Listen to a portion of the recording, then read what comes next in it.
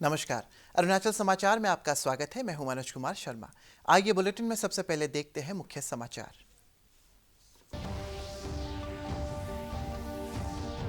5 देशों के समूह ब्रिक्स ने आतंकवाद से कारगर ढंग से निपटने के लिए नई आतंकवाद विरोधी नीति का किया अनुमोदन। पीएम मोदी ने अपने संबोधन में आतंकवाद के खिलाफ कारगर कदम और संयुक्त राष्ट्र संघ में बदलाव के लिए समर्थन की appeal.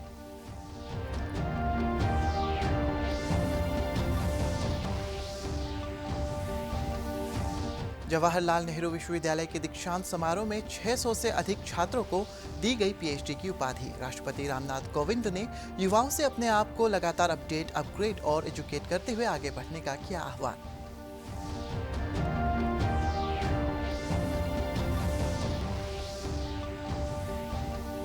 Airport authority of India और नागरिक उड्डयन मंत्रालय के सदस्यों की अंतर मंत्रालय दल ने अपर सुबनसिरी जिले के दुम्पोरिजो अंचल के ऋषि विलेज का दौरा कर एडवांस लैंडिंग ग्राउंड की संभावनाओं का लिया जायजा।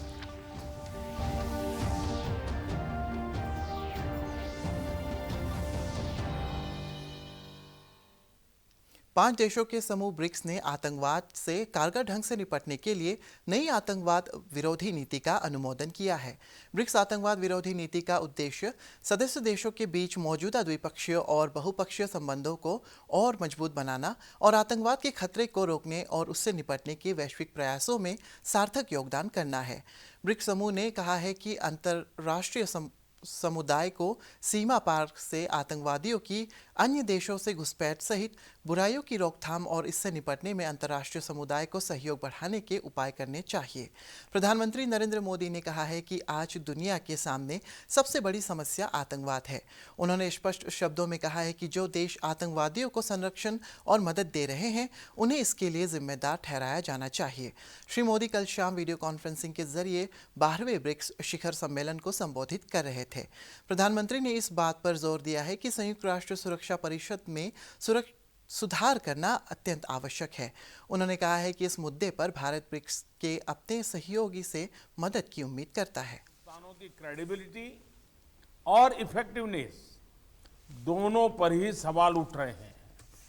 इसका प्रमुख कारण यह है कि इनमें समय के साथ उचित बदलाव नहीं आया।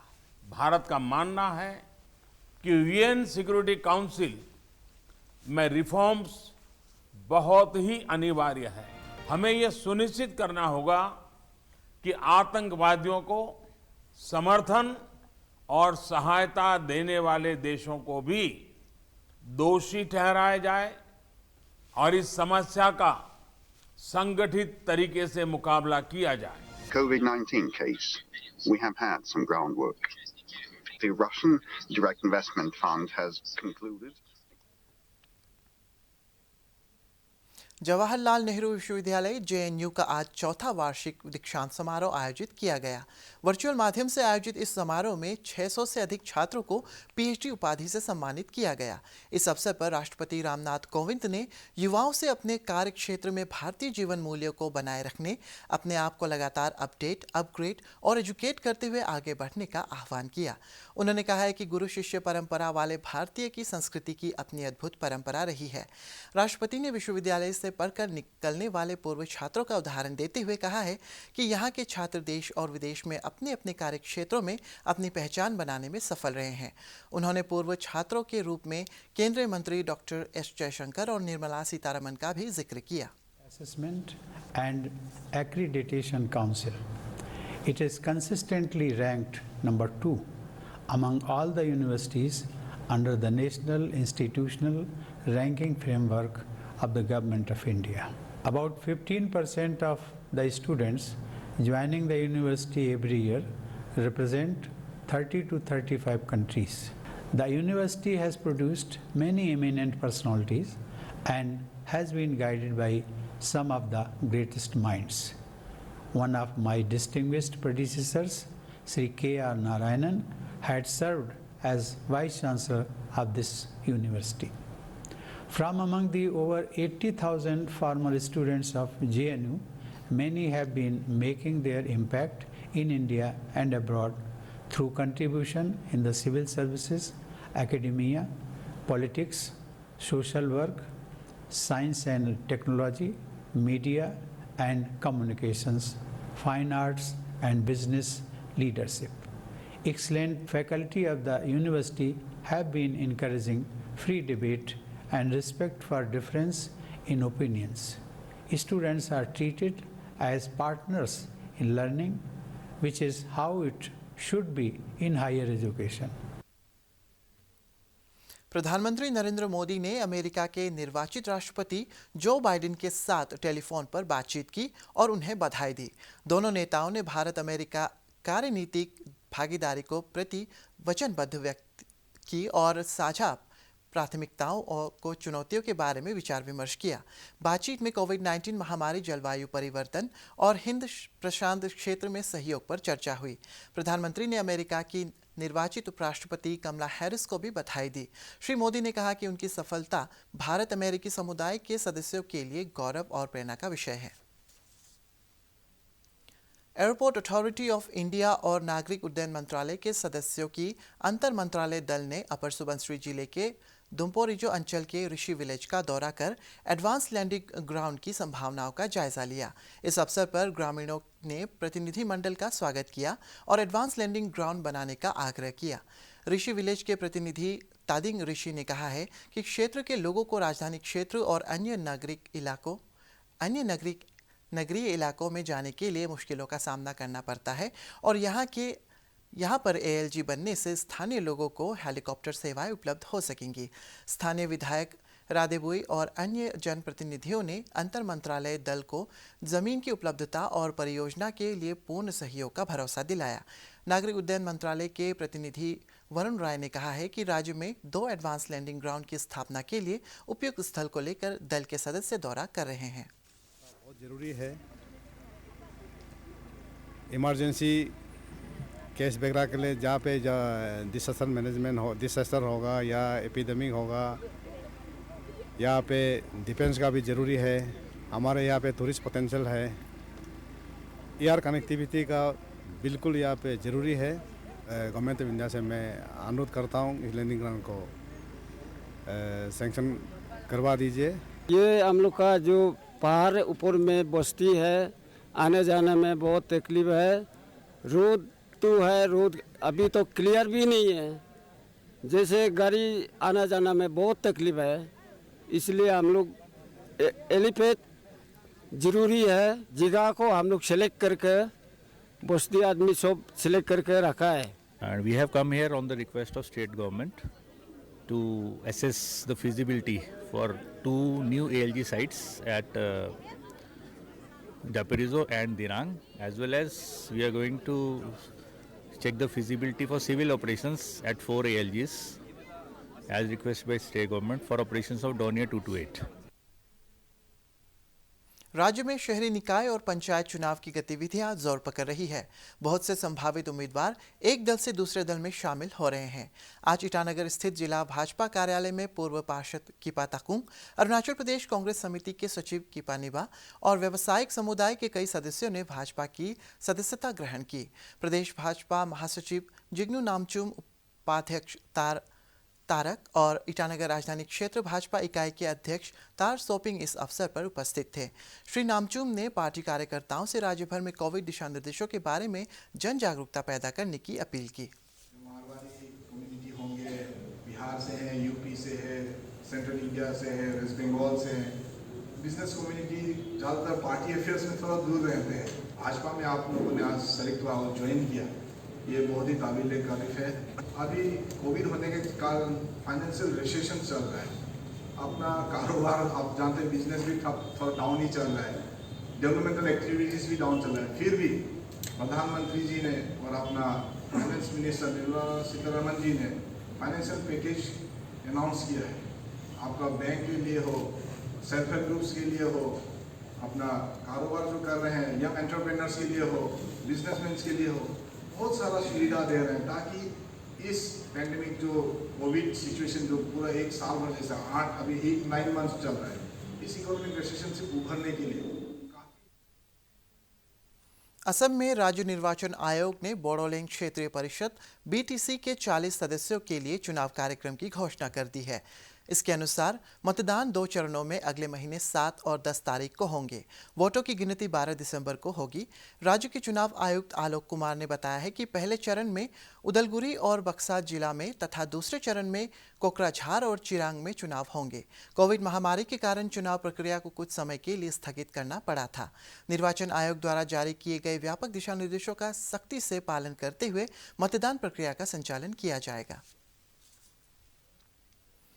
अरुणाचल प्रदेश में मंगलवार को कोविड संक्रमण के 36 नए मामले दर्ज किए गए और 56 रोगी स्वस्थ हुए हैं।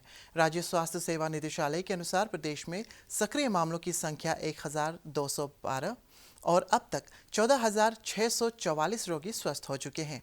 कल दर्ज किए गए कोविड के नए मामलों में ईटानगर राजधानी क्षेत्र से 11, लोअर दिबांग वैली और ईस्ट सियांग से 6, वेस्ट कामेंग से 4, तवांग, पापुमपारे और अपर सियांग से 2, पाके केसांग, शियोमी और वेस्ट सियांग जिले से 1 मामले शामिल है। राज्य में कोविड रिकवरी दर 92.07 है। राज्य भर में कल कोविड जांच के लिए 1,399 सैंपल एकत्रित किए गए। देश में कोविड से स्वस्थ होने की दर 93.52% हो गई है। पिछले 24 घंटों के दौरान 44,000 से अधिक मरीज स्वस्थ हुए हैं। केंद्रीय स्वास्थ्य मंत्रालय ने बताया है कि अब तक 83,35,000 रोगी इलाज के बाद स्वस्थ हुए हैं।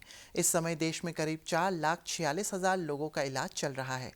पिछले 24 घंटों के दौरान 38,617 नए मामलों का पता चला है। पिछले 24 घंटों के दौरान कोरोना से 474 लोगों की मौत हुई, जिन्हें मिलाकर देश भर में अब तक कुल 1,30,993 लोग इसका शिकार हो चुके हैं।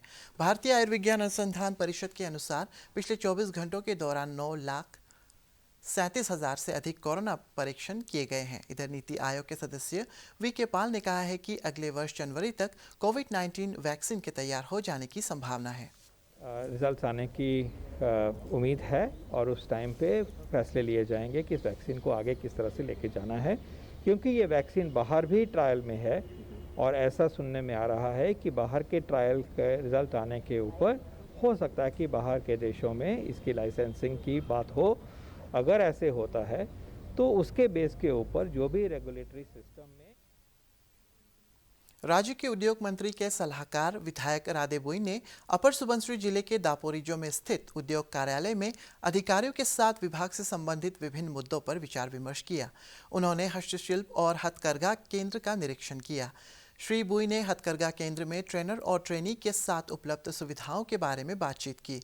उन्होंने कहा कि हथकरघा केंद्र में जरूरी सुविधाओं के विकास के लिए उद्योग मंत्री और प्राधिकारियों के साथ बातचीत करेंगे। श्री राधे बुई ने कहा है कि स्थानीय स्तर पर रोजगार के अवसर पैदा करने के लिए हस्तशिल्प उद्योग के विकास को प्राथमिकता दी जाएगी।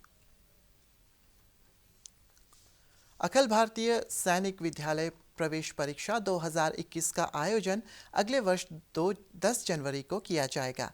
ये परीक्षा 23 राज्यों और 1 केंद्र शासित प्रदेश में 33 सैनिक विद्यालय में 6ठी और 9वीं कक्षा में प्रवेश के लिए आयोजित होगी। दाखिले के लिए ऑनलाइन आवेदन की अंतिम तिथि को बढ़ाकर 3 दिसंबर कर दिया गया है। ऑनलाइन आवेदन के लिए अभ्यर्थियों को वेबसाइट पर पंजीकरण करना पड़ता है। वेबसाइट का पता है aissee.nta.nic.in। रक्षा मंत्रालय ने कहा है कि 2021-22 सत्र से क्रीमी लेयर से इतर अन्य पिछड़ा वर्ग श्रेणी के लोग भी दाखिले के लिए आरक्षण शुरू किया जा रहा है। सभी सैनिक विद्यालयों में 6ठी कक्षा में दाखिले के लिए अब लड़कियां भी आवेदन कर सकेंगी। परीक्षा का आयोजन राष्ट्रीय परीक्षा एजेंसी NTA करेगी। आज वर्ल्ड COPD यानी chronic obstructive pulmonary disease day है। प्रतिवर्ष फेफड़ों से संबंधित रोगों के बारे में जन जागरूकता पैदा करने के लिए ये दिवस मनाया जाता है। तंबाकू का सेवन करना इस बीमारी का प्रमुख कारण है और विश्व स्वास्थ्य संगठन के अनुसार 2030 तक COPD तीसरा सबसे अधिक मृत्युकारक रोग बन जाएगा। पेश है रिपोर्ट।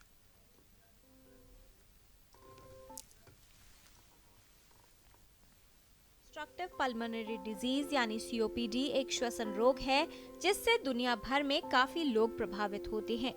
ये रोग धीरे धीरे बढ़ता है और फेफड़ों को क्षति पहुंचाता है, जिससे व्यक्ति के लिए सांस लेना मुश्किल हो जाता है। आज विश्व COPD दिवस है। COPD का मतलब क्रॉनिक ऑब्स्ट्रक्टिव पल्मोनरी डिजीज। अगर इसको हिंदी में हम देखें तो क्रॉनिक का मतलब जो लंबी बीमारी है, ऑब्स्ट्रक्टिव का मतलब जो सांस की नाली में नैरोइंग कर देती है, सिकुड़न कर देती है। सांस की तकलीफ़ है, लोग अपने घर में चूल्हे में खाना बनाते हैं जिसमें वो लकड़ी यूज़ करते हैं, गोबर यूज़ करते हैं, और उससे जो धुआं पैदा होता है घर के अंदर, वो जो हमारे सांस की नाली में जाता है, तो उससे COPD हो जाता है। और ये लड़कियों में होता है, यंग एज में होता है, और ये भी प्रिवेंटेबल है। क्रॉनिक ऑब्स्ट्रक्टिव पल्मोनरी डिजीज से ग्रस्त व्यक्ति में हृदय रोग, फेफड़ों का कैंसर और कई अन्य गंभीर बीमारियां होने की संभावना बढ़ जाती है। जिनको COPD होता है उनको आस्ता आस्ता सांस की तकलीफ होती है, खांसी होने लगती है। सर्दियों के मौसम में खांसी ज़्यादा होती है और खांसी के साथ फिर सांस चढ़ने लगता है। जैसे जैसे ये बीमारी बढ़ती है, ऑक्सीजन की कमी होने लगती है, और जिन लोगों को COPD काफ़ी ज़्यादा होता है उनको घर में भी ऑक्सीजन की ज़रूरत पड़ जाती है, इन्हेलर लेना पड़ता है, और कई लोगों को नेबुलाइज़र जैसे मशीन से भी दवाई लेनी पड़ जाती है। इसलिए COPD को अगर रोकना है तो हमें एक तो धूम्रपान बिल्कुल बंद करना पड़ेगा, और बायोमास एक्सपोजर जो घर के अंदर होता है उसको भी हमें रोकना पड़ेगा या उसको बिल्कुल कम करना पड़ेगा। सही प्रबंधन द्वारा क्रॉनिक ऑब्स्ट्रक्टिव पल्मोनरी डिजीज से ग्रस्त। अरुणाचल समाचार के आज के अंक में इतना ही। जाने से पहले आप सभी से अनुरोध है कि कोविड-19 के दिशा निर्देशों का पालन करें, हमेशा मास्क लगाएं, बार बार हाथ धोएं और सोशल डिस्टेंसिंग के नियमों को मानें। हम कल फिर हाजिर होंगे अरुणाचल और देश और दुनिया की खबरों के साथ। चलते चलते आपको बता दें कि आप अरुणाचल समाचार हमारे YouTube channel DD news Arunachal पर भी देख सकते हैं। देखते रहिए अरुण प्रभा। नमस्कार।